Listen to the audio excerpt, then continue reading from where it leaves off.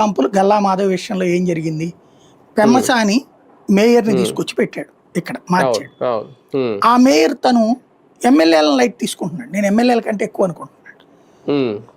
అందుకని ఎమ్మెల్యే ఇప్పుడు ప్రోటోకాల్ ప్రకారం ఎమ్మెల్యేని పిలవాల్సిన ప్రోగ్రాంకి ఎమ్మెల్యేని పిలవట్ల.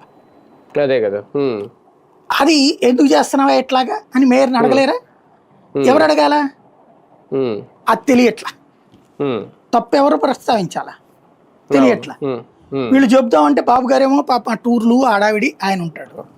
వీళ్ళు వెళ్ళి కంప్లైంట్లు ఏమని చెప్తారు? బాబు గారికి లోకేష్ గారికి ఈ పని సరిపోద్ది. అలా కాకుండా వాళ్ళ మైండ్ సెట్ తో ఆలోచించే లీడర్లను పెట్టాలి. నిన్న పల్లా శ్రీనివాస్ని అడిగారట స్టేట్ ప్రెసిడెంట్ ని, లోకేష్ ఏం చేస్తున్నారు మీరు ఉండి దేనికోసం అసలు అని చెప్పేసి.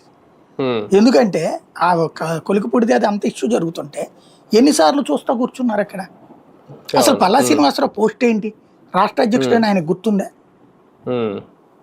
వాళ్ళకి ముందు వార్నింగ్ ఇచ్చేసి అది వచ్చి చంద్రబాబు గారికి చెప్పాలా లేదా లోకేష్ గారికి చెప్పాలి, వాళ్ళు ఎట్లా చేస్తానే కంట్రోల్ చేశానండి నేను అనేది. ఇంకోటి ఇందులో కులపెచ్చపోకూడదు. మనవాడైతే ఒక రకంగా వేరే వాడైతే ఇంకో రకంగా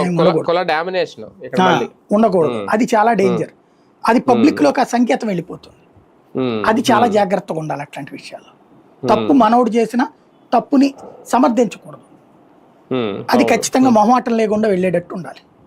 కానీ సార్ ఇలాంటి జరిగినప్పుడు ఎమ్మెల్యే మీద చర్యలు తీసుకోవడం లేదంటే సస్పెన్షన్ వెయిట్ వేయడం జరుగుద్దా?